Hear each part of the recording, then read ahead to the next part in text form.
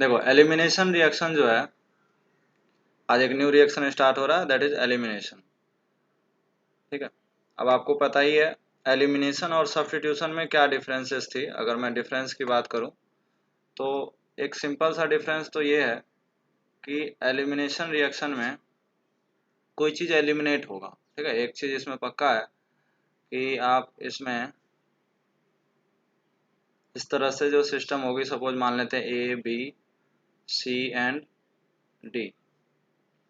तो elimination reaction में starting में भी मैंने बताया था कि यहाँ पे दो सिग्मा बॉन्ड ब्रेक होते हैं। ठीक है ना, एक ये सिग्मा ब्रेक होगा और एक ये सिग्मा, और इसके करस्पॉन्डिंग आपको एक डबल बॉन्ड फॉर्म होंगे। ठीक है, सिंपली दो सिग्मा से एक पाई कन्वर्ट हो रहा है, ये आइडेंटिफिकेशन हो गया किसी एलिमिनेशन रिएक्शन की।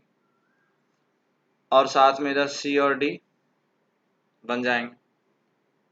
सब्स्टिट्यूशन में ऐसा नहीं हो रहा था, अगर आपको याद हो तो सब्स्टिट्यूशन में क्या हो रहा था। सब्स्टिट्यूशन में आपका अगर ए बी सबस्ट्रेट है तो सबस्ट्रेट के साथ कोई सी रिएक्ट करेगा तो वहां पे ए और सी बनेगा और B as a leaving group बाहर निकल रहे थे। ठीक है, ये आपका प्रोडक्ट हो गया, ये आपका सबस्ट्रेट हो गया और ये आपका रिएजेंट हो गया। तो इस तरह से substrate reagent product and leaving group होता था किसमें, सब्स्टिट्यूशन में। ठीक है, जिसमें हम लोग SN1 SN2 SNI, ठीक है, ये सारी रिएक्शन हम लोग देख चुके हैं। आज जो रिएक्शन स्टार्ट होने वाली है वो है एलिमिनेशन। ठीक है, यहाँ पे क्या हो रहा था, सब्स्टिट्यूशन में सिग्मा बॉन्ड से सिग्मा बॉन्ड बन रहे थे। इसका कन्वर्जन क्या था, सिग्मा बॉन्ड से सिग्मा बॉन्ड बन रहे थे। ये सिग्मा को मैं बोलूँगा ओल्ड सिग्मा और ये वाले सिग्मा को क्या बोलूँगा मैं, न्यू सिग्मा। तो जब सिग्मा बॉन्ड से सिग्मा बॉन्ड बनेगा, ओल्ड से न्यू बॉन्ड बनेंगे, तो वहाँ सब्स्टिट्यूशन रिएक्शन होंगे जिसमें SN1 SN2, ठीक है, SNI, ठीक है ना, ये सारे रिएक्शन हम लोग देखे थे। अभी जो रिएक्शन है वो है आपका एलिमिनेशन। एलिमिनेशन में दो सिग्मा ब्रेक हो रहे हैं। कौन कौन, ये दोनों सिग्मा ब्रेक हो रहे हैं और एक ये वाला जो पाई है ना, पाई बॉन्ड फॉर्म हो रहा है। ठीक है, और इसमें अगर आप देखोगे तो इसमें एक प्रोडक्ट था और यहाँ पे दो प्रोडक्ट बन रहे हैं। ऑब्वियसली इसमें एक बाई प्रोडक्ट होता है, ठीक है, और एक हमारा ऑर्गेनिक प्रोडक्ट होता है। बट यहाँ पे मॉलिक्यूल में देखो सी और डी एलिमिनेट हो रहे हैं। ठीक है ना, तो इसीलिए इसको एलिमिनेशन रिएक्शन बोलते हैं। अब एक एक करके अगर हम रिएक्शन पढ़ेंगे तो सबसे पहला रिएक्शन हम लोग पढ़ने वाले हैं E1। ठीक है, हमारा पहला हेडिंग होगा E1 reaction of alkyl halide. ठीक है, तो ये बिल्कुल सिमिलर टू SN1 जैसा है। डिफरेंस क्या है उसकी बात करते हैं अभी, बट ये सिमिलर टू SN1 जैसा। SN1 जैसा का मतलब यह है कि यहाँ पे इसकी जो ऑर्डर एंड मॉलिकुलैरिटी है वो 1 है। ठीक है ना, SN1 जैसा। तो मैं सबसे पहले जनरल रिएक्शन लिखता हूँ, फिर उसकी मैकेनिज्म देखेंगे। तो जनरल रिएक्शन में सबसे पहला काम हमारे पास क्या होने वाला है, अगर मैं एक सबस्ट्रेट लूँ तो मैं टर्शियरी अल्काइल हैलाइड लिया, इसमें हमने ETOH और हीट लिया। ये जो हीट है ना, ये बहुत इंपॉर्टेंट है। एलिमिनेशन रिएक्शन में हमेशा हीट गिवन होगा। ठीक है, इस तरह से आप सब्स्टिट्यूशन और एलिमिनेशन को डिफ्रेंशिएट कर सकते हो कि ये एक्वस मीडियम में होता है, ये रिएक्शन जो है एक्वस मीडियम में होता है, और ये आपका कॉन्सनट्रेटेड या हीट गिवन रहता है। ठीक है, तो पहला डिफरेंस यहीं पे पता चल जाता है कि आपके पास हीट गिवन होगा। एनीवे, जनरल रिएक्शन में हमने क्या लिया, टर्शियरी अल्काइल हैलाइड लिया, टर्शियरी अल्काइल हाइलाइड लिया, उसके साथ ETOH एंड हीट लिया। प्रोडक्ट क्या बनेगा, प्रोडक्ट आपका कुछ ऐसा बन जाएगा, एल्कीन। हमेशा एलिमिनेशन रिएक्शन में एल्कीन प्रोडक्ट बनता है। अब इसकी मैकेनिज्म देखते हैं कि ये कैसे हुआ। ठीक है, तो मैकेनिज्म ध्यान से देखो। सबसे पहला चीज क्या होने वाला है, ये जो आप टर्शियरी अल्काइल हैलाइड लिए हो, यहाँ पे जो X लिए हो, ये आपको पता है एक्स क्या है, एक्स आपका फ्लोरीन, क्लोरीन, ब्रोमीन, आयोडीन हो सकता है, ठीक है ना। तो इन सब में आपको पता ही है एक्स एक बहुत अच्छा, ठीक है ना, लिविंग ग्रुप होता है। लिविंग ग्रुप इसमें चारों में बहुत अच्छा लिविंग ग्रुप आई होता है, वो तो एक अलग डिस्कशन हो गया, बट ये सारे क्या हो गए, लिविंग ग्रुप, ठीक है। तो यहां से फर्स्ट स्टेप में क्या होता है, कार्बोकेटाइन का फॉर्मेशन होता है, एक्स माइनस, और ये कार्बोकेटाइन बन गया। अब इस कार्बोकेटाइन को अगर आप देखोगे ध्यान से तो इसमें अल्फा एच, 9 अल्फा एच है, 9 अल्फा एच बने, तो इसलिए मैंने यहाँ पे टर्शियरी लिया है। टर्शियरी लूंगा तो टर्शियरी में क्यों ऐसा हो रहा है, टर्शियरी में बहुत इजीली कार्बोकेटाइन फॉर्म हो सकते हैं। क्यों फॉर्म हो सकते हैं, उसका रीजन ये है कि ये जो कार्बन है वो बहुत हाईली हिंडर्ड है, ठीक है, बहुत हाईली क्या है, क्राउडेड है। इस क्राउडिंग से क्या होगा, ये जो एक्स है ना इसको रिपेल कर रहा होगा, ये ग्रुप जो है ना, ये सारे ग्रुप एक्स को रिपेल कर रहा होगा, और ये जो बॉन्ड है ना बहुत इजीली ब्रेक हो जाएगा। और इजीली ब्रेक होने के बाद आपको 9 अल्फा एच वाला एक स्टेबल कार्बोकेटाइन मिल जाएगा और एक्स माइनस। तो एनीवे फर्स्ट स्टेप यही है, first step is formation of carbocation. यही चीज SN1 में भी होता था, इसलिए उसका नाम SN1 था। क्यों, क्योंकि इसमें सबस्ट्रेट है, अभी तक रिएजेंट यानी न्यूक्लियोफाइल आया नहीं, SN1 में यही होता था। सेकेंड स्टेप से चेंजेस है, सेकेंड स्टेप में न्यूक्लियोफाइल में क्या होता था, यहाँ पे एक न्यूक्लियोफाइल आके अटैक कर लेता था। कार्बोकेटाइन बना है तो अगर ये स्टेबल है तो ठीक है, अगर कम स्टेबल है तो क्या करते थे, रीअरेंजमेंट करते थे। whenever carbocation form there is a possibility of rearrangement if less stable carbocation converts into most stable carbocation। But आप देख रहे हो यहाँ पे 9 अल्फा एच है ऑलरेडी। तो इसके बाद हम लोग क्या करते हैं, यहाँ से सब्स्टिट्यूशन और एलिमिनेशन में डिफरेंस आती है। फर्स्ट स्टेप सेम है, फर्स्ट स्टेप आपका सेम है किसके जैसा, SN1 जैसा, कोई चेंजेस नहीं। अब सेकेंड स्टेप में, second step of this reaction, यहाँ पे हम लोग बेस लेते हैं, ठीक है। बेस जब हम लेते हैं तो बेस क्या करता है आपको पता ही है, बेस का नेचर कैसा होता है। जैसे अभी हमने बेस ETOH लिया था, तो ETOH का नेचर क्या होगा, यहाँ से जो आपके पास हाइड्रोजन है उस हाइड्रोजन को एब्स्ट्रैक्ट करने का काम करता है ये बेस। तो जब ये हाइड्रोजन को एब्स्ट्रैक्ट करेगा तो यहाँ से H+ इनको मिल जाएगा, और यहाँ क्या बनेगा, ये वाली बॉन्ड इधर शिफ्ट हो जाएगी और इनको इलेक्ट्रॉन मिल जाएगा।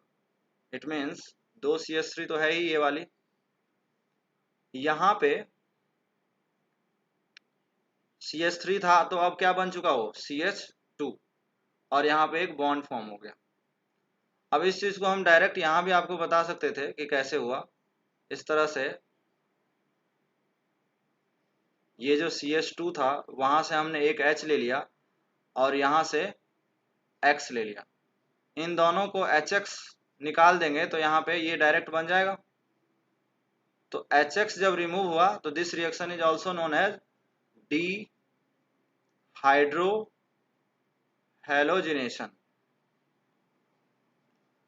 तो डीहाइड्रोहेलोजिनेशन में मैकेनिज्म को E1 बोला गया। E1 क्यों बोला गया, आप क्लियरली देख रहे हो कि फर्स्ट स्टेप में ये जो बेस है इसका कोई रोल नहीं है। इसका रोल क्यों नहीं है, क्योंकि हमने जो बेस लिया है वो वीक लिया है, जस्ट लाइक वीक न्यूक्लियोफाइल। तो वीक न्यूक्लियोफाइल या वीक बेस डायरेक्ट अटैक नहीं करता है, पहले क्या करता है वो वेट करता है कार्बोकेटाइन के फॉर्म होने का। तो इस स्टेप में यही हमारा RDS स्टेप है, क्योंकि ये काफी स्लो स्टेप है। तो इसमें E1 में यूनिमॉलिक्यूलर है, ठीक है। फर्स्ट स्टेप में RDS में क्या हो रहा है, एक भी बेस के मॉलिक्यूल नहीं आ रहे, तो फर्स्ट स्टेप क्या हो गया, E1 मैकेनिज्म हो गया। तो इसमें खास बात क्या है, इम्पोर्टेंट पॉइंट अगर हम जस्ट लाइक SN1 डिस्कस करें तो पहला पॉइंट तो अगर हम बात करें E1 में, तो आप RDS स्टेप में देखोगे तो सिर्फ एक ही मॉलिक्यूल इन्वॉल्व है, इसलिए हम लोग इस रिएक्शन को क्या बोलेंगे, यूनिमॉलिक्यूलर। ठीक है ना, मतलब rate is directly proportional to Rx। तो इसकी कॉन्सेंट्रेशन 1 है, तो इसलिए इसको क्या बोलते हैं, यूनिमॉलिक्यूलर। दूसरा पॉइंट आप इसमें ये देख रहे हो कि इस रिएक्शन में आपके जो रेट है वो डायरेक्टली प्रोपोर्शनल क्या होगा, स्टेबिलिटी ऑफ कार्बोकेटाइन। क्यों, चूंकि आरडीएस स्टेप में अगर आप देख रहे हो तो आरडीएस स्टेप में क्या बना है, फॉर्मेशन ऑफ कार्बोकेटाइन। तो ये कार्बोकेटाइन जितना स्टेबल होगा उतना जल्दी फॉर्म होगा। तो आरडीएस स्टेप में आपका कार्बोकेटाइन फॉर्म हो रहा है, तो जब भी हमें E1 के रेट पूछे जाएंगे तो हम उसको कैसे फाइंड आउट करेंगे, स्टेबिलिटी ऑफ कार्बोकेटाइन। तो रेट यहाँ पे मैं लिखता हूँ, रेट किसका हो गया, ये E1 का। ठीक है ना, E1 के रेट के फॉर्मूले हमारे पास ये हो गए। और आप जानते ही हो स्टेबिलिटी ऑफ कार्बोकेटाइन कैसे निकाला जाता है, प्लस एम, डायरेक्टली प्रोपोर्शनल। ठीक है ना, उसके बाद अल्फा एच यानी hyperconjugation and plus I. Inversely proportional किसके होता है, minus M and minus I. Clear है। थर्ड इंपॉर्टेंट पॉइंट क्या है इसमें, थर्ड इंपॉर्टेंट पॉइंट ये है कि इसमें कार्बोकेटाइन फॉर्म हुआ है। ठीक है, आप देखोगे तो ये क्या है, कार्बोकेटाइन है। तो कार्बोकेटाइन जब कभी भी बनेगा, ये हमेशा ये बात ध्यान रखनी है, whenever in any reaction carbocation is form, always possibility of rearrangement. तो कार्बोकेटाइन बन रहा है तो रीअरेंजमेंट हो सकती है। ठीक है ना, रीअरेंजमेंट हो सकती है। समझ आया ये पॉइंट। ठीक है, और फोर्थ हम लोग रेट के क्वेश्चन करेंगे। ठीक है, तो रेट के क्वेश्चन में जैसे हमने आपसे अगर पूछ लिया इस तरह से,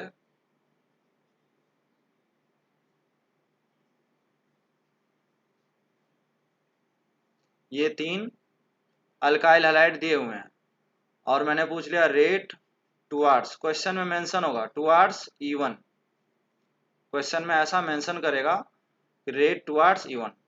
तो बताओ सबसे फास्ट कौन रिएक्ट करेगा, सपोज ये अपना A है, B और ये C।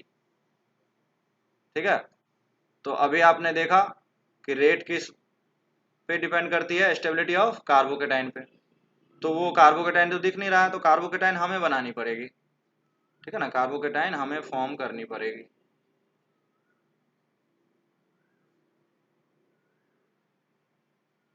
ठीक, आप इस कार्बोकेटाइन की स्टेबिलिटी कैसे चेक करते हो, यहाँ पे है 9 अल्फा एच।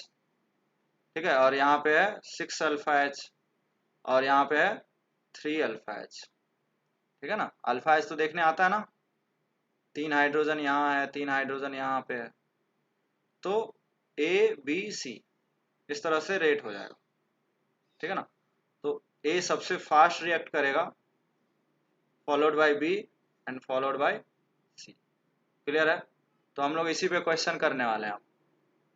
तो जल्दी से इस तीनों के आंसर बताओ, बाकी हम लोग SN1 में रेट कर ही चुके हैं। एक और इम्पोर्टेंट बात, हो सकता है कि E1 ना लिखे तो क्या लिख सकता है, डी हाइड्रो हेलोजिनेशन। तो डिहाइड्रो हेलोजिनेशन भी बोल सकते हैं। डिहाइड्रो हेलोजिनेशन का मतलब HX रिमूव हो रहा है। ठीक है ना, तो हो सकता है कि डिहाइड्रो हेलोजिनेशन के नाम से भी आ जाए। ठीक है ना, जल्दी से इसका आंसर बताओ। चलो, तो फर्स्ट का रेट बताओ, सबसे ज्यादा कौन फास्ट रिएक्ट करेगा, let's say A, B and C। बताओ क्या आंसर है,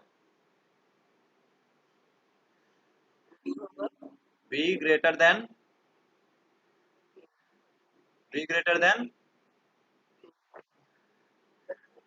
भाई इसमें बिल्कुल प्रॉब्लम नहीं होना चाहिए, कोई मुश्किल काम नहीं है, ये आप डिग्री भी चेक कर सकते हो, ये डिग्री कितनी है इसकी, डिग्री आता है ना, 2 कार्बन से जुड़ा है ये तो सेकेंडरी, ये 3 कार्बन से जुड़े हैं डायरेक्टली तो टर्शियरी, और ये कार्बन जो है वो कितने कार्बन से डायरेक्टली जुड़ा है, एक, तो प्राइमरी। ठीक है ना, तो हमेशा डिग्री क्या होगा, 3, 2, 1, तो क्या हो जाएगा, A and C.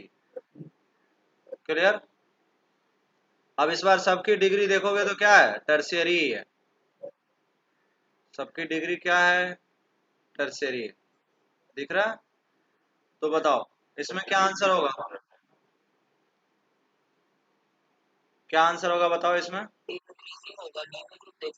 Exactly exactly. तो आपके रेट ऑफ E1 में ये भी पॉइंट आप नोट कर सकते हो कि पहला पॉइंट तो क्या है, स्टेबिलिटी ऑफ कार्बोकेटाइन, चूंकि आरडीएस में कार्बोकेटाइन बनता है। दूसरा स्टेप क्या लिख सकते हो, लिविंग ग्रुप एबिलिटी, राइट। तो आपको लिविंग ग्रुप एबिलिटी पढ़ा चुका हूँ, लेक्चर 1 में ये चीज बताया गया है कि यहाँ पे लिविंग ग्रुप है I-, यहाँ पे है Br-, यहाँ पे है Cl-, और यहाँ पे है F-। लिविंग ग्रुप स्टेबिलिटी कैसे डिसाइड करते हैं, स्टेबिलिटी ऑफ एनायन। ठीक है ना, बहुत सिंपल सा लॉजिक है कि अगर कोई इस बॉन्ड को ब्रेक होने के बाद स्टेबल हो रहा होगा तो ऑब्वियसली उसको निकलने की जल्दी होगी, राइट। तो इसका आंसर क्या हो जाएगा, ये हो जाएगा। ठीक है, थर्ड तो आसानी है, थर्ड में बताओ क्या होगा, किसका रेट फास्ट होगा, 2 > 1 या बी ग्रेटर देन 1। क्लियर है, कोई डाउट यहाँ तक। नेक्स्ट हम बात कर रहे हैं मेजर प्रोडक्ट। ठीक है ना, तो जब भी प्रोडक्ट की बात आएगी तो सिंपल सा लॉजिक ये है कि कार्बोकेटाइन बन रहा है तो उसको क्या करा दोगे, रीअरेंजमेंट, कार्बोकेटाइन पहले रीअरेंज होगा। ठीक है, ऐसा नहीं कि हर जगह रीअरेंज होगा, रीअरेंज का कॉन्सेप्ट क्या था कि लेस, हाँ less stable carbocation after the conversion. ठीक है, कन्वर्जन क्या क्या था, शिफ्टिंग क्या था, एक हाइड्राइड शिफ्ट हो सकता है, एक मिथाइल शिफ्ट हो सकता है, फिनाइल शिफ्ट हो सकता है, या फिर बॉन्ड शिफ्ट हो सकता है, ring contraction and ring expansion. ये बेसिकली जब भी कार्बोकेटाइन के क्वेश्चन आएंगे तब तब ये रीअरेंजमेंट होता है। इसलिए आप समझ सकते हो कि जीओसी में रीअरेंजमेंट ऑफ कार्बोकेटाइन क्यों पढ़ाया जाता है। उसका रीजन यही है कि most of the reaction mechanism 90% या 95% मैं बोलूँगा कि कार्बोकेटाइन ही बनता है।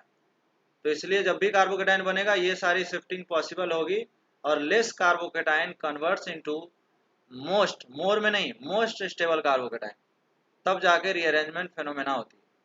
This phenomena is known as rearrangement.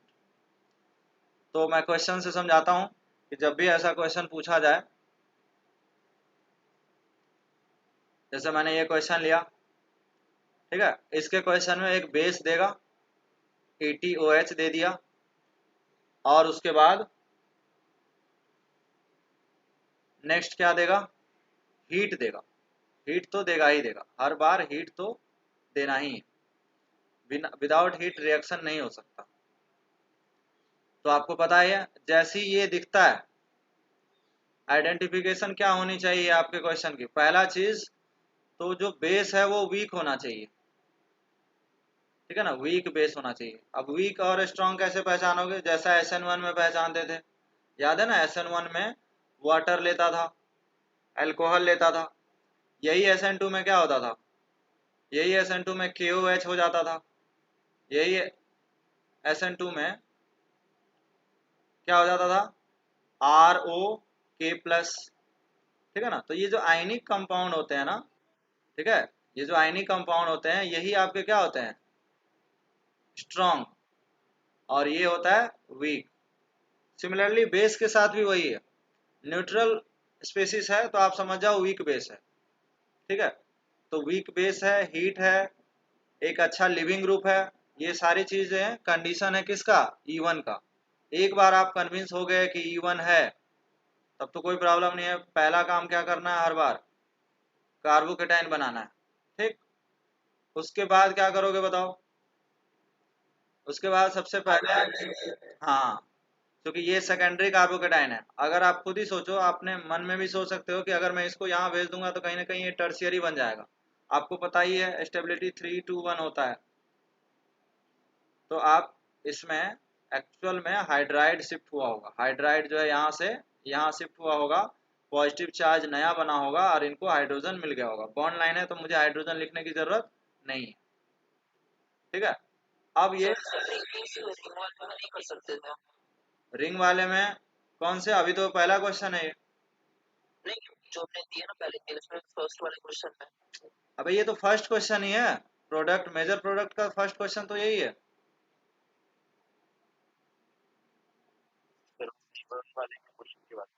अरे तो रेट, रेट में फिर प्रोडक्ट का से क्या मतलब है, दोनों चीज को मिक्स मत करो, ये तो रेट के क्वेश्चन है ना। अभी मैं क्वेश्चन दूंगा ना, काहे घबरा रहे हो। रेट में कहीं भी, मैंने कितनी बार बोला है कि जो रीअरेंजमेंट है, रीअरेंजमेंट इज फास्ट स्टेप, इसीलिए उसको रेट के क्वेश्चन, हाँ, रेट से कोई मतलब नहीं है, इसलिए तो बोल रहा हूँ ये तीन क्वेश्चन तो रेट के है। मैं हमेशा रेट और प्रोडक्ट को अलग अलग से बता रहा हूँ। प्रोडक्ट का पहला क्वेश्चन ले आऊं मैं ये, ठीक है ना। और इसमें रिंग और साइक्लिक से कोई मतलब नहीं है, अगला क्वेश्चन मैं वही लेने वाला हूँ। ठीक है ना, ऐसा नहीं है कि रिंग में नहीं होगा। कॉन्सेप्ट यही है, लेस स्टेबल कार्बोकेटाइन मोस्ट में पहुंचना चाहिए, चाहे जैसे पहुंचे। ठीक है ना, यहाँ भी वही चीज है। एनीवे, तो बात समझ में आई यहाँ पे कि यहाँ पे मैंने क्या किया, हाइड्राइड शिफ्ट किया। अब उसके बाद नेक्स्ट स्टेप क्या होता है, बेस लिए हो, ठीक है ना, और वो बेस क्या करता है, इस हाइड्रोजन को एब्स्ट्रैक्ट करता है। तो यहाँ से डबल बॉन्ड फॉर्म होता है और ये आपका एक एल्कीन बन जाता है, और यही हमारा मेजर प्रोडक्ट है। ठीक है, अब इसमें एक इम्पॉर्टेंट बात ये है, देखो ये चीज मैं डायरेक्ट यहाँ से भी कर सकता था। मुझे ये प्रोडक्ट अगर डायरेक्ट लिखना था तो हम इसको ऐसे भी तो लिख सकते थे, यहाँ का हाइड्रोजन और यहाँ का Cl, HCl यहाँ से हटाता तो यहाँ डबल बॉन्ड बनता, डायरेक्ट प्रोडक्ट आ जाता। बताओ, HCl प्रोडक्ट आ जाता ना यहाँ पे, देखो। और अगर मैं ये वाला हटाता तो इन वाले से क्या होता बताओ, दूसरा प्रोडक्ट बनता जो कैसा दिखता, ऐसा दिखता। तो ये वाला इसमें मेजर प्रोडक्ट है और ये वाला इसमें माइनर प्रोडक्ट है।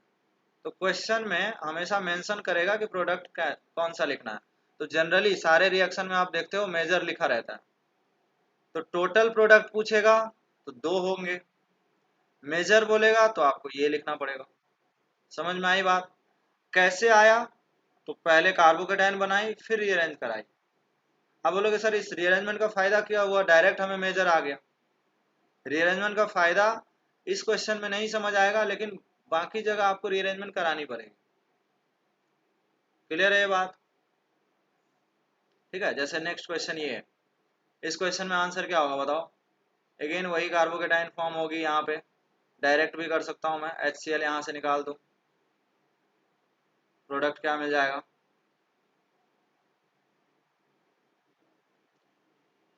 अगर मान के चलो कोई बच्चा इधर का HCl निकाल दिया, एक्चुअल में एलिमिनेशन जो हो रहा है ना, इसको, इसका नाम है बीटा एलिमिनेशन। बीटा का मतलब ये होता है जिस कार्बन से हेलोजन है, लिविंग ग्रुप है, उसको बोलते हैं अल्फा। तो नेक्स्ट वाला है बीटा, और ये भी तो बीटा है। तो लेट से इसका नाम हम देते हैं बीटा 1 और इसका नाम बीटा 2। तो बीटा 1 से पहला वाला प्रोडक्ट मिला है, मतलब बीटा का हाइड्रोजन, आप कह सकते हो बीटा एलिमिनेशन है ये। ठीक है ना, तो नेक्स्ट में आप देखो क्या बनेगा, अगर मैं बीटा 2 से रिमूव करूं, बीटा 2 से अगर मैं इसको रिमूव करूं तो क्या बनेगा बताओ? यहाँ पे एक बॉन्ड बन जाएंगे। तो ये है बीटा 2 से। अब दोनों में हमें अगर डिसाइड करना है मेजर एंड माइनर, तो बताओ अल्फा एच बीटा 1 में कितना है?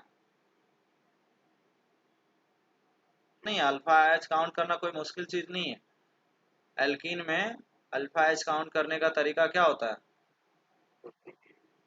3 हाइड्रोजन यहाँ है, 2 हाइड्रोजन यहाँ है, 2 हाइड्रोजन यहाँ है, टोटल कितने हो गए? 7 अल्फा एच। 7 अल्फा एच वाला मेजर हो गया। और इसमें अगर चेक करोगे तो 2 and 1, 3 alpha H. 3 alpha H वाला क्या हो गया? माइनर हो गया। क्लियर? चीजें समझ में आ रही है? एक चीज नया ऐड होगा इसमें, और वो ये ऐड होगा, मैं नेक्स्ट क्वेश्चन में करता हूँ इसको, कि जब कभी भी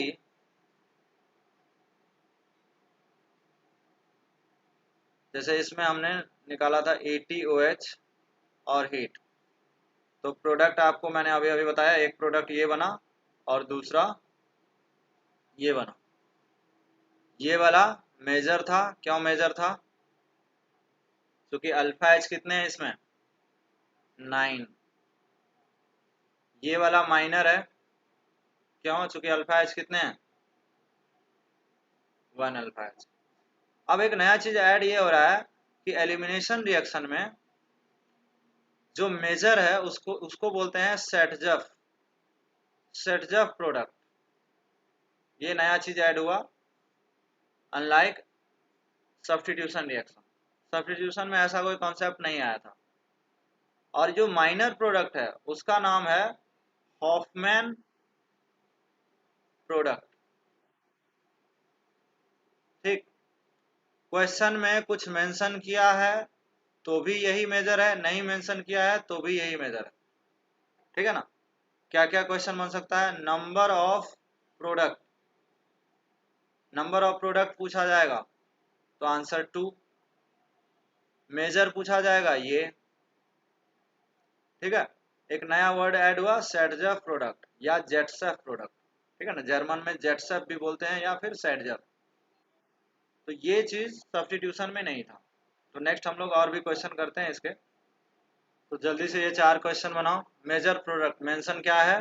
मेजर प्रोडक्ट लिखना है। चलो आंसर चेक करो अपना। सारे राइट आए? हाँ सर। हाँ। तो देखो बिल्कुल मुश्किल नहीं है, आपको बस करना क्या है, सीधा सीधा आप डायरेक्ट भी कर सकते हो। चाहो आप कार्बोकेटाइन नहीं बनाने का मन हो तो एक तरीका ये भी होता है कि आप इस कार्बन का अल्फा नाम दें और नेक्स्ट वाले को नाम दें बीटा। अब बहुत सारे बीटा है, ठीक है ना, तो let's say beta 1, beta 2 and beta 3 सारे बना लो। ठीक है ना? तो आपको बीटा 2 और बीटा 3 सिमिलर लग रहा है, तो सपोज इसमें टोटल प्रोडक्ट भी पूछ लिया जाता, तो बीटा 2 और बीटा 3, ठीक है ना, बीटा 2 एंड बीटा 3 से जो प्रोडक्ट बनता वो क्या बनता बताओ मुझे? यही बनता ना। और ये वाला किससे बना है? बीटा 1 से बना है। तो हम क्या करें, अल्फा एच चेक कर लें, क्योंकि मेजर मैंने बताया कि किससे डिसाइड किया जाता है? अल्फा एच से। और उसी का नाम क्या है? सेटजफ। सेटजफ मेजर बोलते हैं इसको। तो सेटजफ मेजर में अल्फा एच चेक करो कितना है? 3, 3 6 और 3 9, 9 अल्फा एच। इसमें कितना है? 3 और 2, 5 अल्फा एच। तो 5 वाला क्या हो गया? हॉफमैन, हॉफमैन प्रोडक्ट या फिर माइनर प्रोडक्ट। तो आपके माइंड में ये सब चीज आना चाहिए कि सेटजफ मेजर होता है, हॉफमैन माइनर होता है।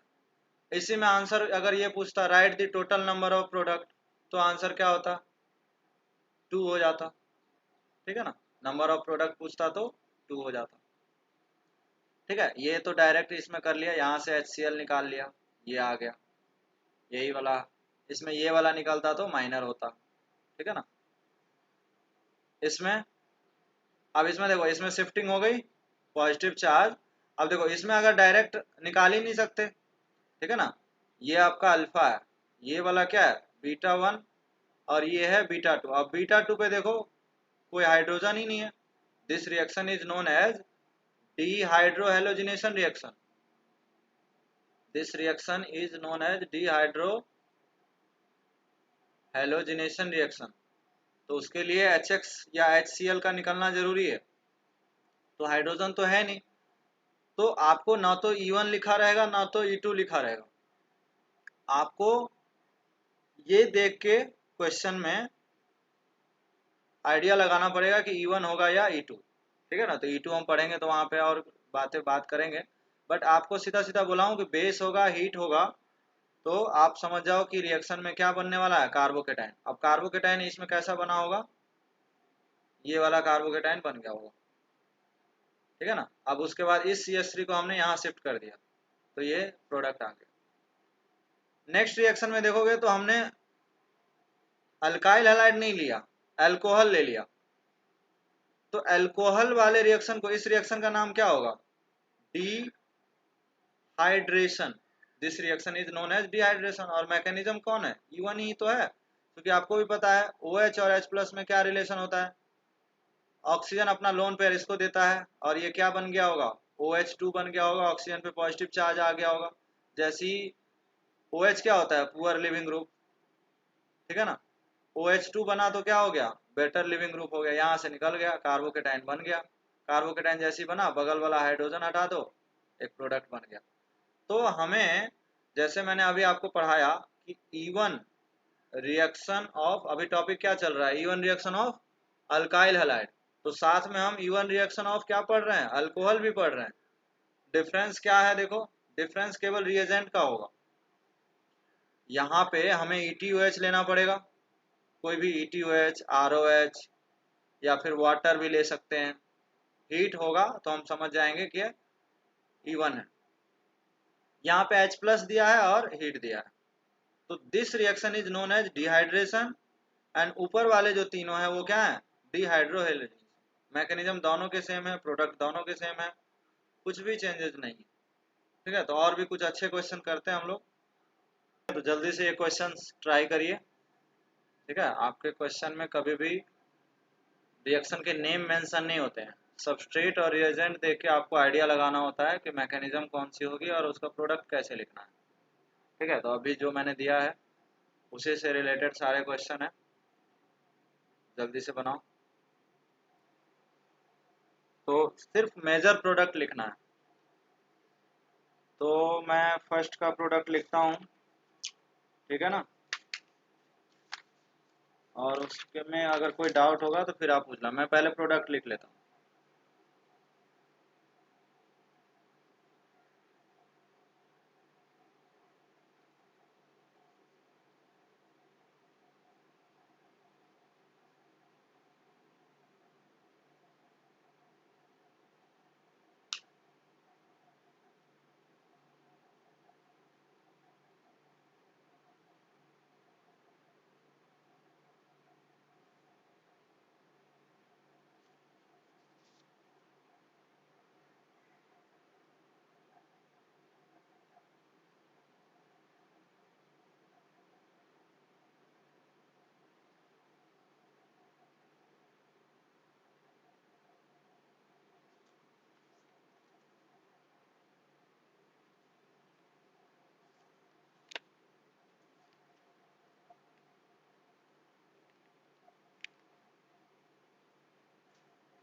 ये 8 वाला ही प्रोडक्ट होगा इसमें।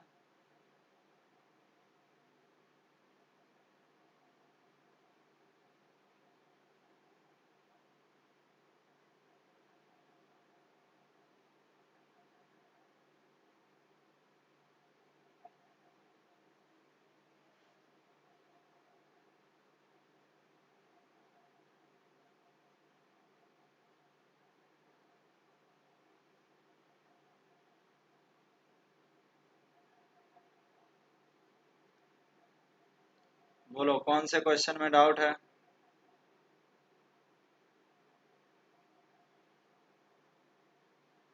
किसी भी क्वेश्चन में डाउट है तो बताओ। कौन से,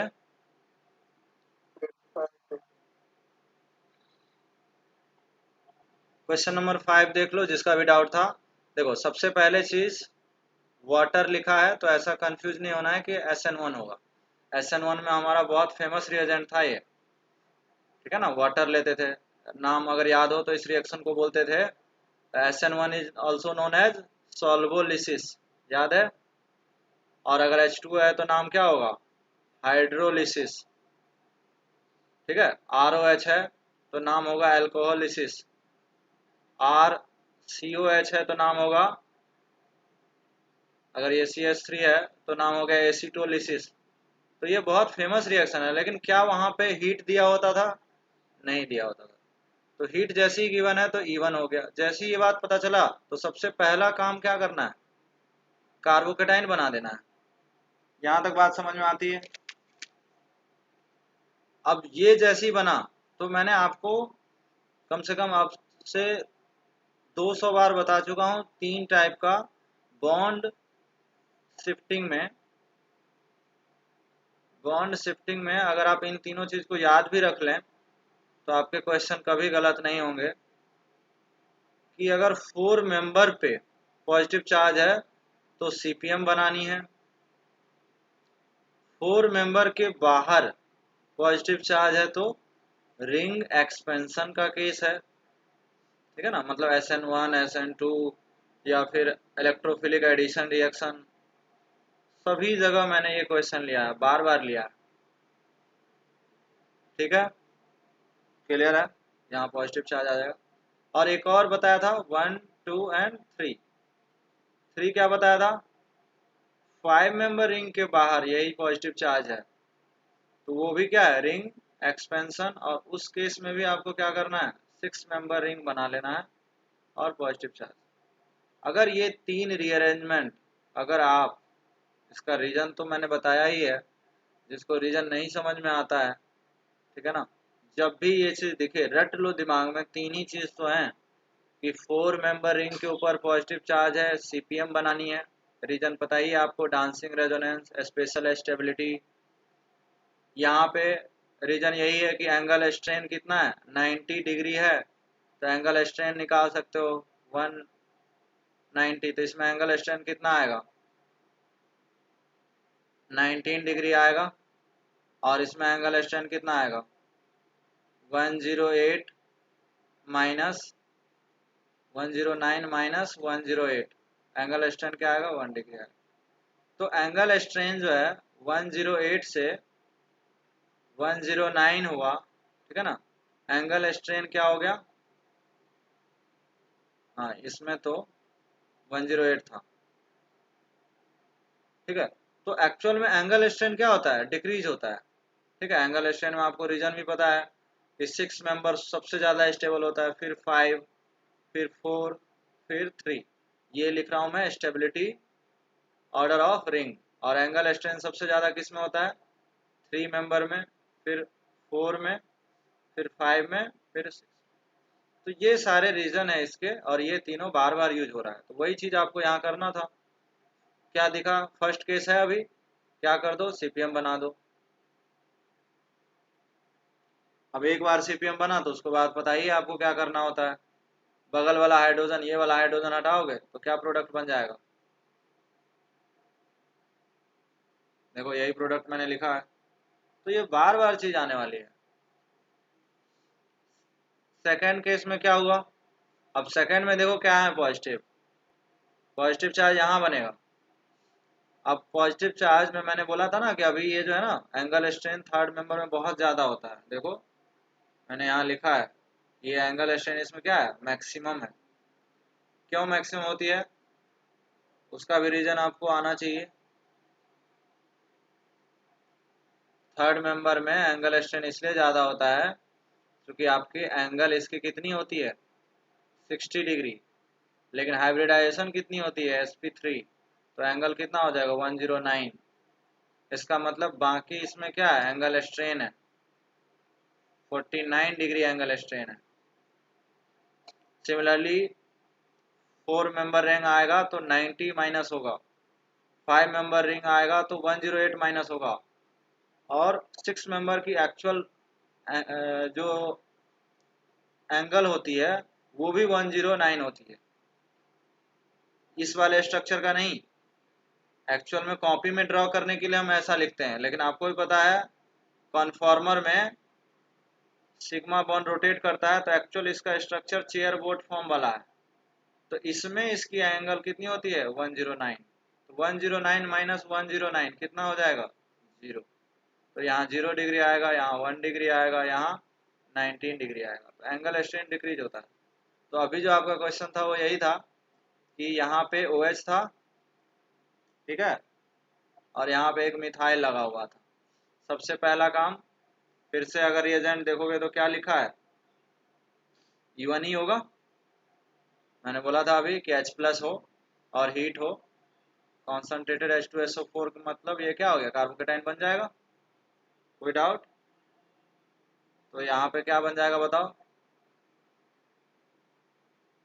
पॉजिटिव चार्ज आया। अब उसके बाद ये CPM नहीं है, कंफ्यूज नहीं होना है। CPM क्या था, इसमें और CPM में चेंजेज है। CPM ये था,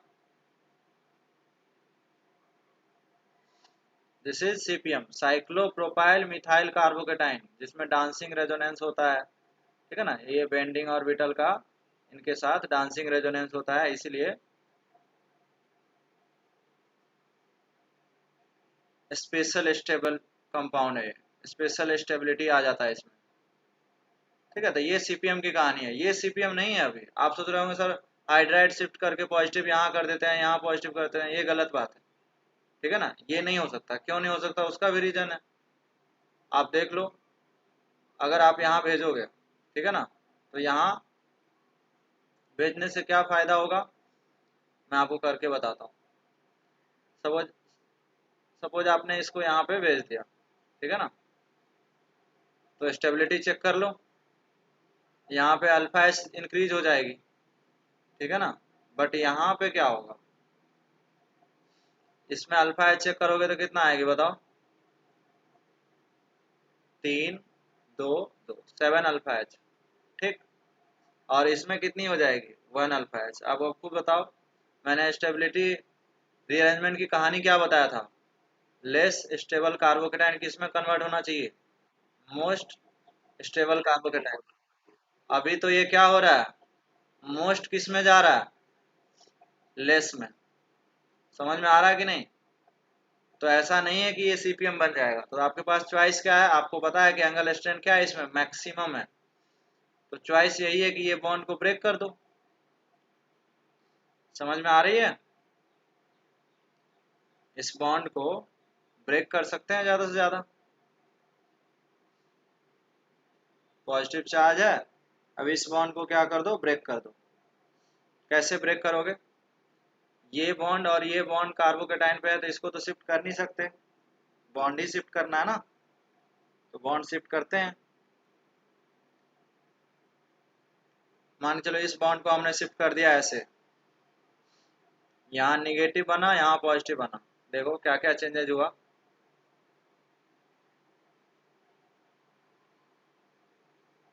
देखिए जरा। मैंने इस बॉन्ड को, मैंने बताया था बॉन्ड शिफ्टिंग के टाइम कि जिस बॉन्ड पे कार्बोकेटाइन है उसको आप एज इट इज छोड़ दो, दूसरे बॉन्ड को शिफ्ट कर रहा हूँ। सपोज मैंने ऐसे शिफ्ट किया माइनस प्लस, तो देखो क्या क्या चेंजेज हुई। चेंजेज हुई कि यहाँ पे निगेटिव आ गया, यहाँ पॉजिटिव आ गया, ये पॉजिटिव है और ये अपना CH3, ठीक है। अब आप देखो, क्या पॉजिटिव पॉजिटिव में बॉन्ड बनेगा, नहीं बन सकता। पॉजिटिव निगेटिव में बॉन्ड बनेगा, बिल्कुल बन जाएगा, इसमें अट्रैक्शन होगा और बॉन्ड बन जाएगा। तो मैं डायरेक्ट इसको कर सकता था, पॉजिटिव आया। अब आपको एलिमिनेशन रिएक्शन है, अभी तक तो कुछ एलिमिनेट हुआ ही नहीं। तो आपके पास ये हाइड्रोजन है और ये हाइड्रोजन है। अब बताओ कौन सा हाइड्रोजन बेस लेगा, बेस के पास ये हाइड्रोजन ले जाएगा या फिर ये हाइड्रोजन ले जाएगा। जो हाइड्रोजन ले जाएगा वहां प्रोडक्ट बन जाएगा। सपोज हमने फर्स्ट हाइड्रोजन ले गया, तो प्रोडक्ट ये बन जाएगा, ठीक। और अगर सेकेंड हाइड्रोजन ले गया तो प्रोडक्ट ये बनेगा। अब बताओ इन दोनों में स्टेबल कौन है, इसमें आपको दिख रहा है रेजोनेंस है, दिख रहा है सबको रेजोनेंस है डबल बॉन्ड का? We can draw resonating structure also. समझ आई? तो due to resonance stabilized product, और वैसे भी इसका नाम है, ये सेकंड वाले का नाम क्या है? Conjugated alkene. Conjugated alkene. और आपको याद हो आइसोमर में ये बताया था, इसका नाम है cumulative cumulative alkene. Cumulative alkene is also known as allene. तो ये एलीन है, और एलीन आपको पता है अनस्टेबल होता है। एक ही कार्बन पे दो डबल बॉन्ड होने से सिस्टम क्या हो जाते हैं? अनस्टेबल हो जाते हैं, और रेजोनेंस भी नहीं है। ठीक है, तो ये थी इसकी कहानी। तो फाइनल प्रोडक्ट क्या होने वाला है? ये प्रोडक्ट होने वाला कॉन्जुगेटेड एल्कीन। क्लियर? अब और कौन सा डाउट था? 9 नंबर। 9 नंबर में क्या है? 9 नंबर में कार्बोकेटाइन बना है। ठीक है, 9 नंबर में तो यही प्रोडक्ट हो जाएगा। देखो,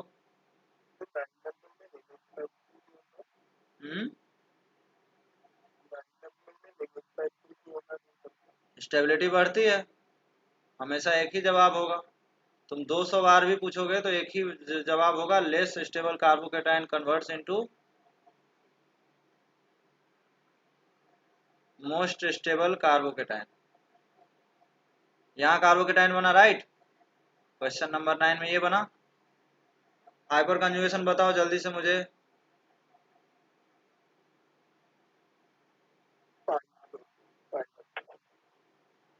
5 आया पक्का? ठीक है, 5 अल्फा एच आ गया। इसकी कितनी आई? कोई रॉकेट साइंस नहीं है इसमें। 3, बस एडिशन आना चाहिए। 3 + 3 + 1 कितना है? 5 से 7 में जा रहा है। Can we call it less carbocation converts into after shifting of hydrogen most stable carbocation? No, this is more stable carbocation। क्योंकि अभी क्या हो जाएगा इसका? अभी फिर से वो रूल आ गया। ये 3 बार बार काम आने वाला है आपका ये। ठीक है ना? देखो इनमें से कौन सा केस आया, देखो यही 3 केस आएगा, मिलेगा आपको। इस 3 के अलावा और कुछ नहीं होता। जल्दी से बताओ कौन सा केस है?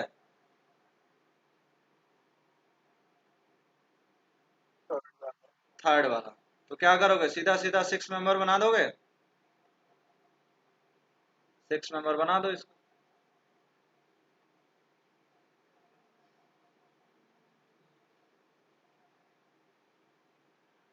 क्या ये बन जाएगा? क्या अभी ये मोस्ट पहुंच गया क्या? नहीं, अभी भी मोर में है। मोस्ट कब पहुंचेगा बताओ? जब हम क्या शिफ्ट करेंगे?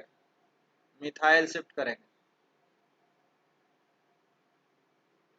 अब जाके मोर हुआ। उसके बाद बेस क्या करता है?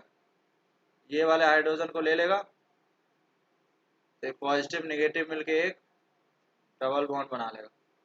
राइट? कोई डाउट? देख लो एक बार अच्छे से। अब किसी क्वेश्चन में तो डाउट नहीं है?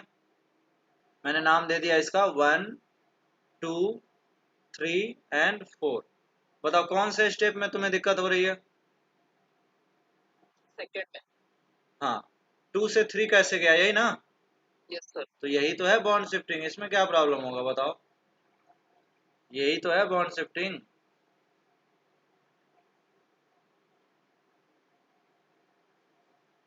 5 मेंबर रिंग बना लो।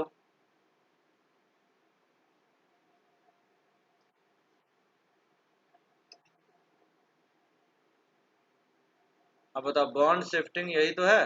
बॉन्ड शिफ्टिंग में क्या करते हैं बताओ? इस बॉन्ड को यहां से काटो और यहां लगा दो। ठीक है, तो रिंग की साइज देखो पहले कितनी थी 5, अब 6 हो जाएगी। लेट से इसको 1 नाम देता हूँ, इसको 2, इसको 3, इसको 4, इसको 5। अब तुम्हारा क्वेश्चन ये होगा कि सर पॉजिटिव कहाँ गया, राइट? तो चलो इसको 1, 2, 3, 4, 5, 6, 1 पे 2 मिथाइल चलो बना लेते हैं, ठीक।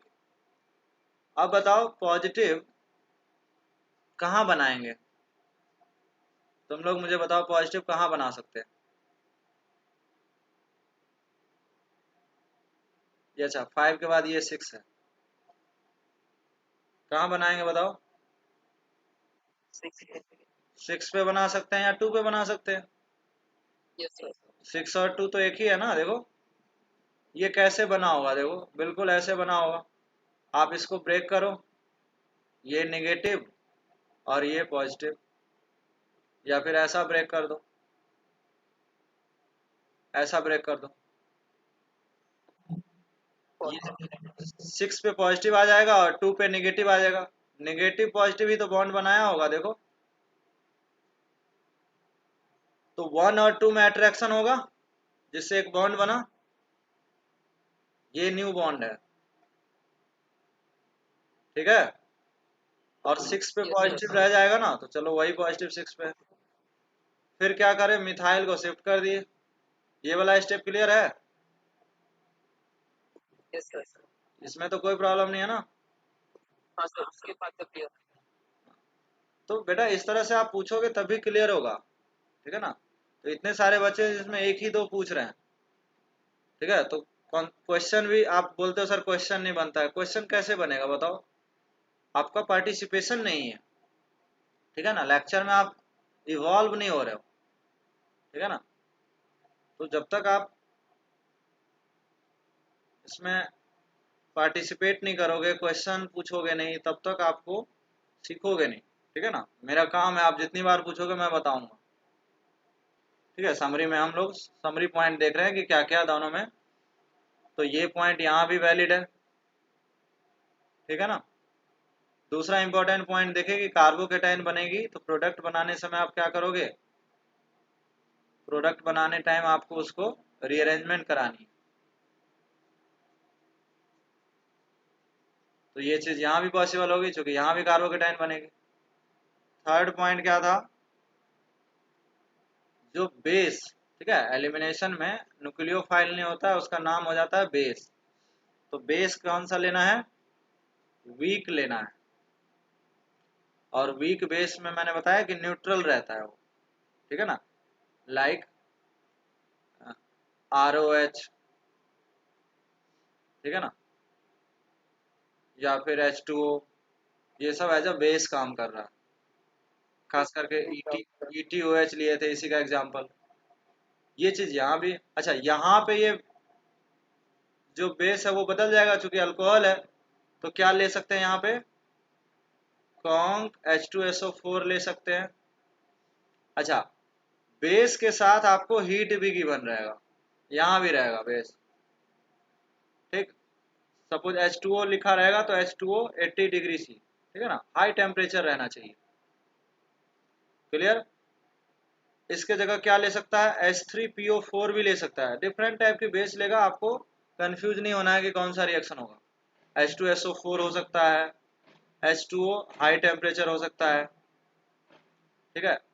सॉरी यहाँ तो H2O नहीं हो सकता ना चूंकि अल्कोहल, हाँ ले सकते हैं, H2O भी ले सकते हैं हाई टेम्परेचर पे, H3PO4 ले सकते हैं। और क्या क्या ले सकते हैं बताओ बेस में हम लोग, मतलब ये दोनों के लिए ही है। PHOH बेस, PHOH हो सकता है या फिर एसिड भी हो सकता है। ये जो न्यूट्रल है ना सब क्या है, वीक बेस है। देखो सिंपल सा बात है कि ये जो अल्कोहल है ना, अल्कोहल में आपका क्या रहना चाहिए, सोर्स ऑफ H प्लस होना चाहिए।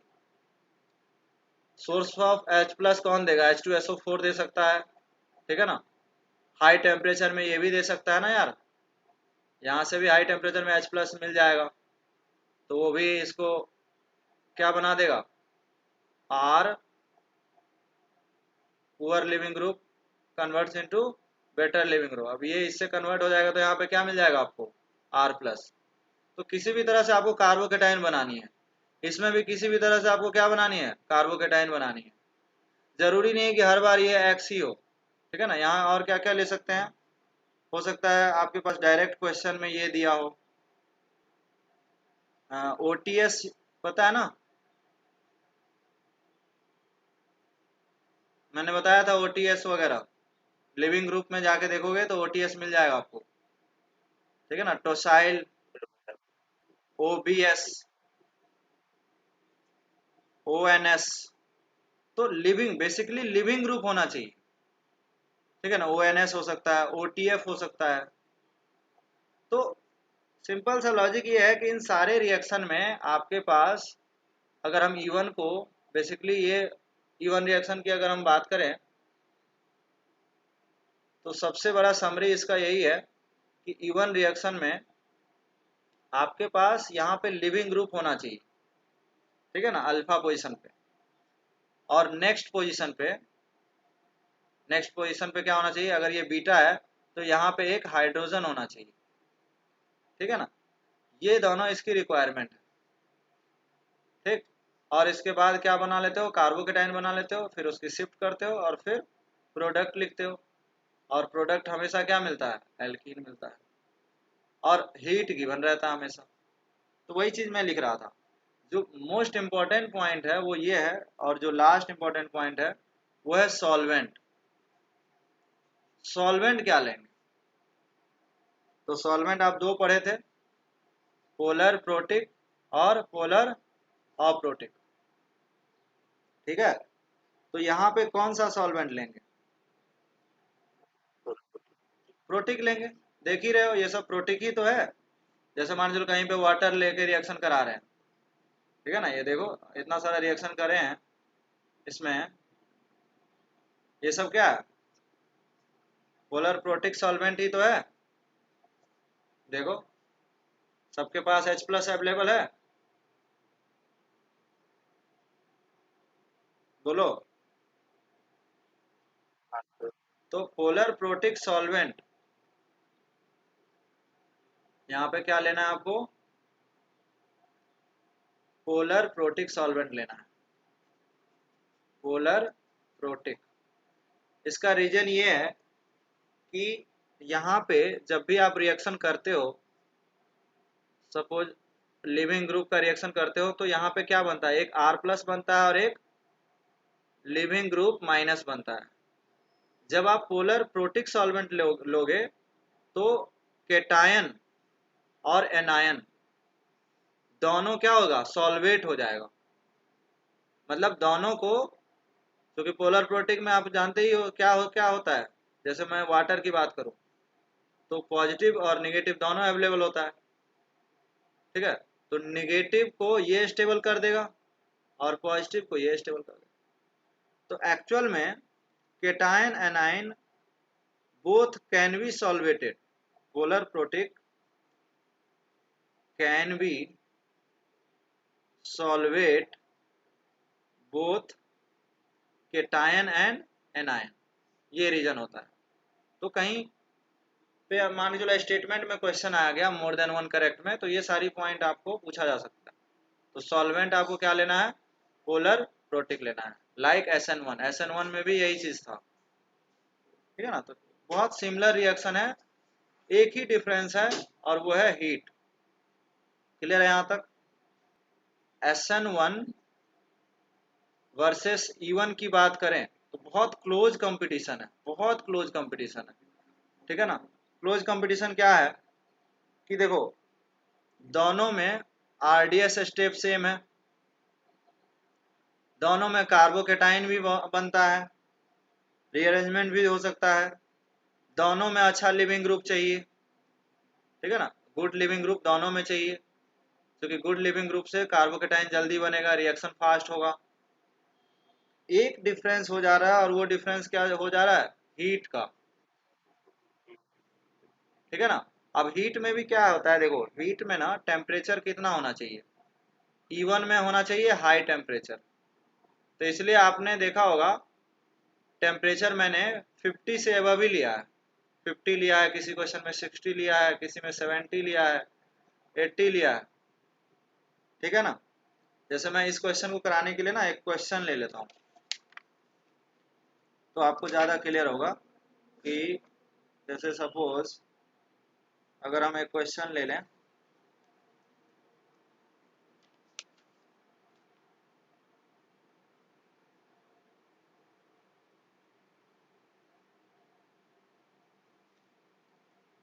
CH2CH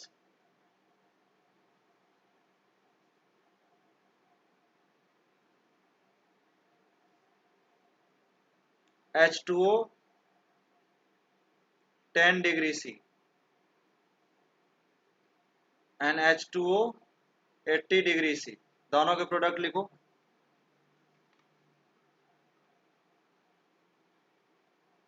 पहले रिएक्शन में क्या होगा? यस, तो कौन सा रिएक्शन हुआ बताओ? SN1 हुआ, बोलो। हाँ सर। दूसरे वाले में क्या होगा? राइट, हाँ, समझ आया। तो हाई टेम्परेचर किसके लिए फेवरेबल है? E1 के लिए, मतलब यहाँ पे HCl बना, एलिमिनेट हुआ। ठीक है ना। और यहाँ पे क्या हुआ? कार्बोकेटाइन बना और OH आ गया, क्योंकि लो टेम्परेचर था। तो वही मैं समझाने की कोशिश कर रहा था कि एक ही डिफरेंस है और वो है टेम्परेचर का। हाई टेम्परेचर कितना होना चाहिए? 50 से ज़्यादा ही होना चाहिए। ठीक है ना। लो टेम्परेचर का मतलब है 10 डिग्री हो सकता है। ठीक है ना। 25 डिग्री मतलब रूम टेम्परेचर हुआ। ठीक है ना। माइनस में भी इनफैक्ट दे सकता है, -5 डिग्री दे दिया। ठीक है। लेकिन अगर मॉडरेट टेम्परेचर हो जाएगा, 25 से लेके 50 डिग्री तक हो जाएगा, तो इसमें आप कह नहीं सकते कि SN1 हो रहा है या E1 हो रहा है। ठीक है ना। वो बहुत सारे फैक्टर पे डिपेंड करेगा। लेकिन आपके लेवल पे, ठीक है ना, 12th लेवल पे आपको क्लियरली मेंशन रहेगा, या तो हीट लिख देगा या हाई टेम्परेचर मेंशन करेगा तो 50 के एबव करेगा। ठीक है ना। ऐसा नहीं है कि आपको 40 डिग्री दे दिया, ठीक है ना, या 30 डिग्री दे दिया या 49 डिग्री दे दिया, ये सब नहीं देगा आपको। तो इसके बीच में दोनों हो सकते हैं, SN1 भी हो सकते हैं, SN2 भी हो सकते हैं।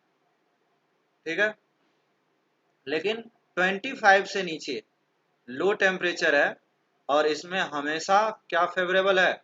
SN1 फेवरेबल है, और 50 के एबव E1 फेवरेबल है। इसका मतलब यहाँ पे कॉन्सनट्रेटेड मीडियम चाहिए, और यहाँ पे कौन सा चाहिए? एक्वस मीडियम चाहिए। ठीक है ना। पानी चाहिए यहाँ पे, और यहाँ पे कॉन्सनट्रेटेड चाहिए। ठीक है। रीजन समझ में आई। सॉल्वेंट की बात करें तो सॉल्वेंट यहाँ भी SN1 में भी सॉल्वेंट क्या था? Polar protic solvent. E1 में भी सॉल्वेंट अभी अभी बताया क्या होगा? Polar protic solvent. तो सब कुछ सेम है, केवल एक हीट का डिफरेंस है। क्लियर। और इस क्वेश्चन से ये चीज आपको क्लियर हो गया। ठीक है। अब नेक्स्ट रिएक्शन की ओर मूव करते हैं। ठीक है। तो नेक्स्ट रिएक्शन हम लोग E1 में मैंने बोला था कि E1 जो नॉर्मल वाले E1 थे वो तो आपका अल्काइल हैलाइड जैसा ही था, सब कुछ सेम था। ठीक है ना। अल्काइल हैलाइड और इनके सब कुछ सेम थे। एक रिएक्शन अल्कोहल के हैं जो थोड़ा सा डिफरेंट है, उसका नाम है पिनाकोल पिनाकोलोन रीअरेंजमेंट। क्या होता है ये? 1,2 diol is known as pinacol. ठीक है ना। ये 1, ये 2। तो 1,2 डायोल में अगर आप उसको एसिड के साथ ट्रीट करोगे तो आपको ये प्रोडक्ट बन जाएगा। प्रोडक्ट क्या है आपका? Ketone. This ketone is known as pinacolone. तो ये जो पिनाकोल और पिनाकोलोन रीअरेंजमेंट है, इसकी भी मैकेनिज्म E1 ही है। कैसे है अभी देखते हैं। आप रीअरेंजमेंट क्यों बोला गया? देखो यहाँ पे जो मिथाइल था ना, दो दो मिथाइल लगे हुए थे दोनों साइड। इसमें देखो 3 मिथाइल आ गया एक साइड। तो यहाँ पे क्या हुई है? शिफ्टिंग हुई है, मिथाइल शिफ्टिंग हुई है। तो this methyl shifting is known as pinacol pinacolone rearrangement. मतलब मिथाइल है तो मिथाइल शिफ्ट होगा, हाइड्रोजन है तो हाइड्रोजन शिफ्ट होगा, पीएच होगा तो पीएच शिफ्ट होगा। तो पहले इसकी मैकेनिज्म देख लेते हैं। देखो मैकेनिज्म में सबसे पहला जो रिएक्शन है अपना वो क्या है, बॉन्ड लाइन में मैं लिखता हूँ, ये क्वेश्चन था अपना। इसके साथ आपको लेना है एसिड, कोई भी एसिड ले सकते हो। लेट से H प्लस ले लिया, कॉन्सनट्रेटेड H प्लस ले लिया। तो आपको पता ही है H प्लस का काम क्या है, इनका जो लोन पेयर ऑक्सीजन के लोन पेयर वो H प्लस को दे देगा और क्या बन जाएगा बताओ। डायरेक्ट एक ही स्टेप में मैं कर रहा हूँ, यहाँ पे कार्बोकेटाइन फॉर्म हो जाएगा। ये स्टेप सबको क्लियर है? जब भी ऐसा सिचुएशन होता है कार्बोकेटाइन बन जाता है। अभी E1 में हम लोग देख भी रहे थे, राइट। ROH को अगर आप H प्लस से ट्रीट करते हो तो R प्लस बन जाता है। नेक्स्ट स्टेप में क्या होगा, नेक्स्ट स्टेप में जब भी कार्बोकेटाइन बनती है तो मैंने क्या बोला था, शिफ्टिंग होती है। तो इस पॉजिटिव चार्ज को अगर मैं यहाँ का CH3 को यहाँ शिफ्ट कर दूं तो उससे एक नया कार्बोकेटाइन बन जाएगा। देखो जरा, क्लियर हो रहा है? ये CH3 को मैंने यहाँ लगा दिया। ये स्टेप क्लियर? अच्छा, पहले से यहाँ 2 CH3 था, ठीक है ना, क्वेश्चन में 2 CH3 पहले से था।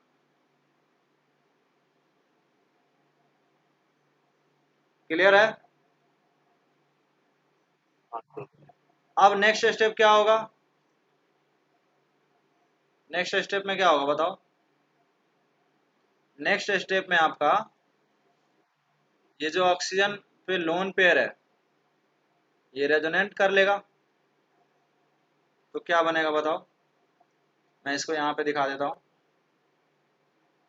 ऑक्सीजन पे पॉजिटिव चार्ज आ जाएगा, याद है अल्फा रेजोनेंस बोलते हैं इसको। ए और बी, अगर ए पे लोन पेयर है और बी पे अगर पॉजिटिव चार्ज है तो इसमें रेजोनेंस होती है, ठीक है ना, बैक बॉन्डिंग बोलते हैं इसको।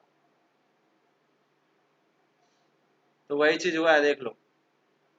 और यहाँ पे 3 CH3 लगे हुए हैं। ये स्टेप समझ में आया? अब आपको पता है कि ऑक्सीजन पे पॉजिटिव चार्ज स्टेबल नहीं होता है तो ये बॉन्ड ब्रेक हो जाएगा। तो क्या बन जाएगा, कीटोन बन जाएगा। तो देखो यही है, प्रोडक्ट लिखा था मैंने यहाँ पे, समझ आया? तो ये था पिनाकोलोन का रीअरेंजमेंट। बोलो।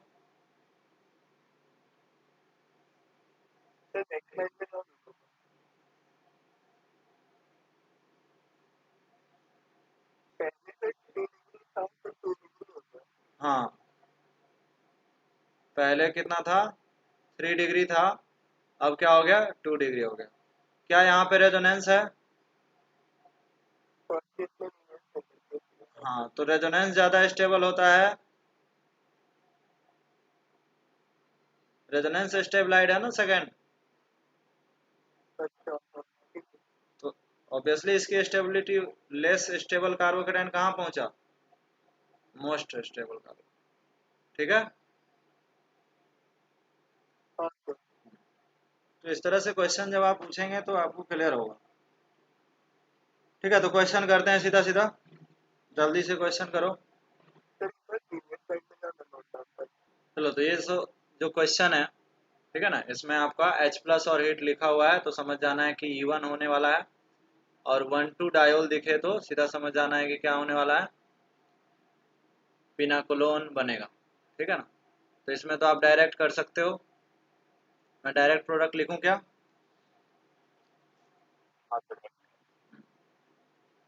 HCOCH3, क्या ये आया सबका? हम्म। अब देखो दूसरे वाले क्वेश्चन से ना, दूसरा हो गया या तीसरा हो गया या फिर ये क्वेश्चन हो गए, या फिर मैं एक और क्वेश्चन देता हूँ पहले, सेकंड से पहले मैं चाहता हूँ कि एक और क्वेश्चन दे दूँ आपको। लेट्स से 1.1, ठीक है ना, क्वेश्चन नंबर, पीएच पीएच चारों पीएच लगे हुए हैं, तो यहाँ भी कोई प्रॉब्लम नहीं होगी। H प्लस और हीट लिखा रहेगा, तो डायरेक्ट प्रोडक्ट क्या लिख सकते हो आप, पीएच CO, इस 3 से 3 पीएच लग जाएंगे, बोलो आ हाँ जाएगा ये। सर। लेकिन अब जो क्वेश्चन है इसमें, पहला क्वेश्चन तो ये अराइज होता है, हाँ दोनों तो सिमेट्रिकल ही पोजीशन है 1 एंड 2, तो पहली बार तो आप क्या कर लोगे, जहां इच्छा हो वहां पे आप क्या बना सकते हो, कार्बोकेटाइन, कार्बोकेटाइन बन गया। ठीक, अब क्वेश्चन ये अराइज होता है कि CH3 को शिफ्ट करें या पीएच को शिफ्ट करें, ठीक है ना, ये क्वेश्चन अराइज होता है। तो आप लोग मुझे बताओ किसको शिफ्ट करोगे, सर पीएच को। पीएच को शिफ्ट करेंगे, सर क्यों, अगर मिथाइल को किया तो फिर रेजोनेंस में पीएच के साथ आ जाएगा डबल बॉन्ड। ये भी बात सही है।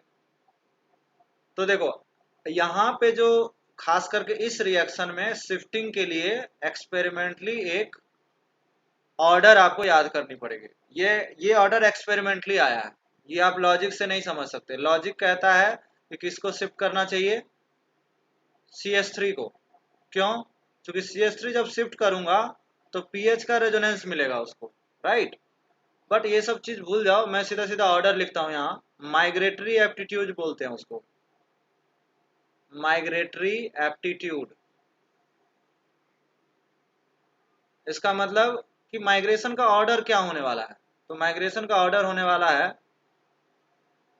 सबसे ज्यादा जो माइग्रेट करता है, जो फास्ट माइग्रेट होता है वो होता है हाइड्रोजन, उसके बाद होता है पीएच, और उसके बाद होता है आर।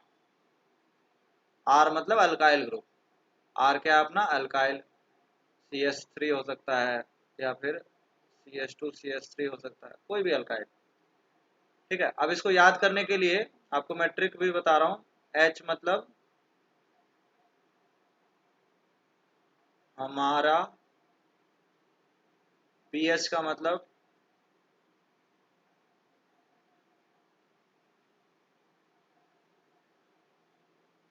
प्यारा, ठीक है ना,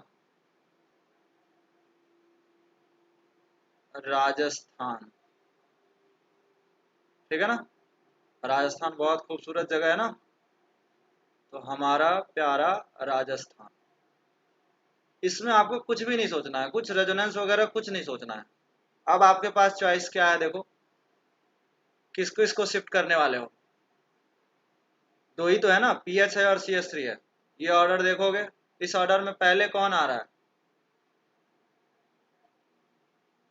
बोलो, देख के बताओ यार, पीएच। पीएच आ रहा है, तो कुछ कुछ लॉजिक नहीं लगाना है। एक्चुअल में ना ये एक्सपेरिमेंटली आया है, तो पिनाकोल और पिनाकोलोन के क्वेश्चन में ये माइग्रेटरी एप्टीट्यूड को फॉलो करना ही करना है, ठीक है ना। तो चलो अब शिफ्ट करते हैं। तो जब पीएच को शिफ्ट करेंगे तो क्या होगा, कार्बोकेटाइन शिफ्ट होगा, दो पीएच आ जाएंगे यहाँ पे, और यहाँ पे OH बचेगा। ठीक है, मैं डायरेक्ट करता हूँ, इसका मतलब कीटोन अब कहाँ बनेगा, यहीं बनेगा, तो ये इसका राइट आंसर होगा। अगर कोई बच्चा पीएच को शिफ्ट ना करके CH3 करता तो वो आंसर रॉन्ग हो जाता। क्यों रॉन्ग हो जाता, माइग्रेटरी एप्टीट्यूड को फॉलो करना पड़ता है। क्लियर, तो ये चीज मैंने पहले इसलिए नहीं बताया क्योंकि अगर अब आप करोगे तो आपको हमेशा याद रहेगा कि इसमें रेजोनेंस का जो लॉजिक है वो कहीं होल्ड कर सकता है, कहीं नहीं करेगा। अगर रेजोनेंस का लॉजिक होल्ड करता है तो जस्ट कोइंसिडेंस है, माइग्रेटरी एप्टीट्यूड को हमेशा आपको फॉलो करके चलना है। ठीक है, तो सेकंड को थर्ड क्वेश्चन में बताओ क्या आंसर होगा। थर्ड क्वेश्चन तुम लोग का ऐसे भी सही आ गया होगा, क्योंकि थर्ड क्वेश्चन में रेजोनेंस मतलब इलेक्ट्रॉनिक इफेक्ट को सोच के भी इजिली कर सकते हो। आप सोचोगे कि CH3 रहेगा तो ज़्यादा स्टेबल होगा, तो ऑब्वियसली किसको शिफ्ट करोगे, समझ रहे हो ना क्या बोल रहा हूँ? हाँ सर। यहाँ पे H हो गया, यहाँ पे CH3 हो गए, OH हो गए, नेक्स्ट CH3 हो गए, H हो गए, और यहाँ पे कार्बोकेटाइन। अब आप खुद ही बताओ, CH3 रहेगा वहां तभी तो स्टेबल होगा कार्बोकेटाइन। तो ऑब्वियसली कोई किसको शिफ्ट करेगा? हाइड्रोजन को। और हाइड्रोजन इसमें होल्ड कर गया। माइग्रेटरी एप्टीट्यूड में भी आया, तो सेकेंड क्वेश्चन बाय डिफॉल्ट सबका सही आया होगा। क्लियर? बोल नहीं रहे हो यार तुम लोग।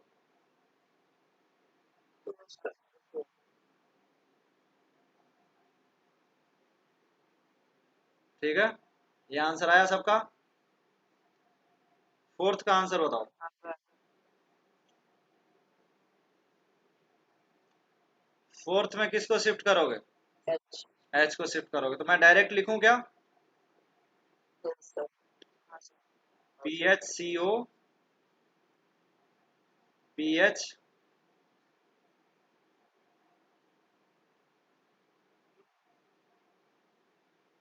H ही होगा, CH3 लिख देता हूँ सीधा सीधा, CH2। ठीक है ना?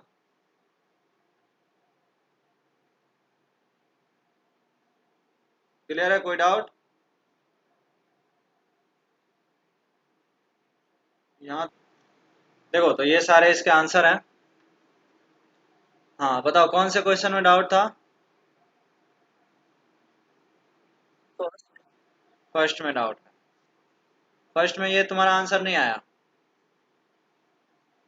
नहीं। ओके, देखो सबसे पहला चीज, इस बार 1 और 2 दोनों सिमेट्रिकल पोजीशन नहीं है। 1, लेट्स से 1 एंड 2।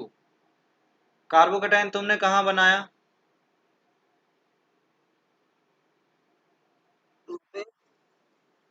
यहीं पे गलत हो गया ना। कार्बोकेटाइन कौन सा बनाया जाता है? जो स्टेबल होता है या अनस्टेबल होता है? स्टेबल। हाँ, तो कहाँ बनाओगे? 1 पे। 1 पे क्यों बनाओगे? 6 अल्फा एच। 6 अल्फा एच नहीं, रेजोनेंस हो रहा है 1 पे। अल्फा एच तो 2 पे ज्यादा होगा।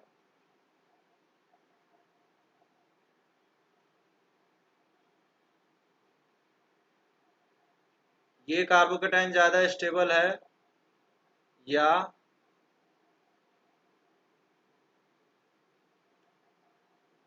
ये वाला ज्यादा स्टेबल है?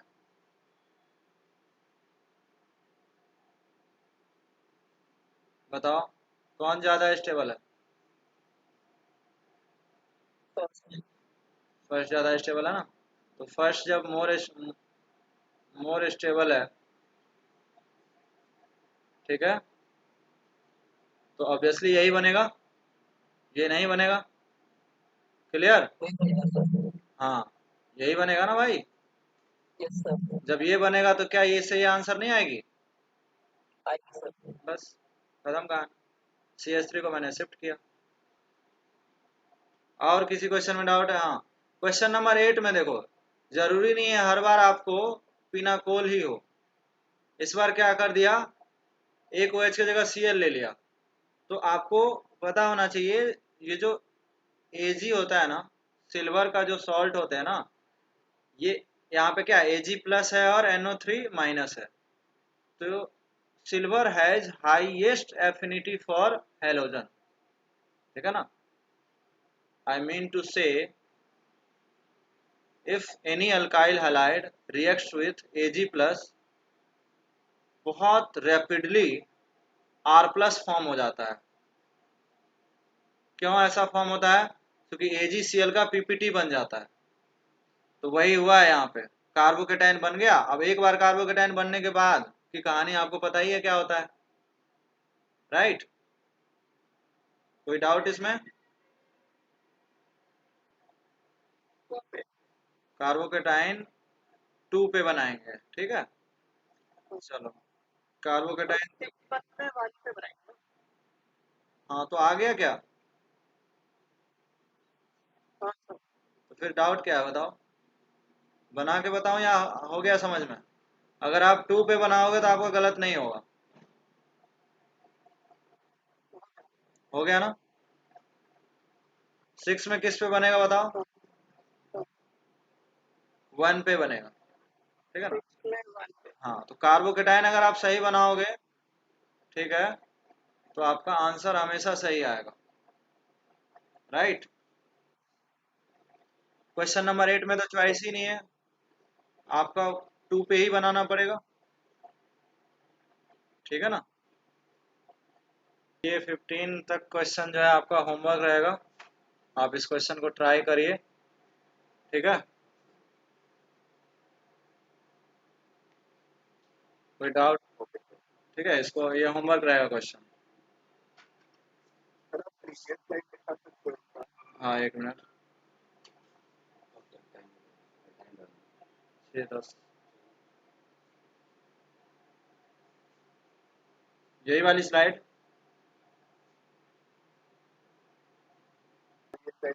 ओके, तो thank you class. Next class we will discuss E2 reaction.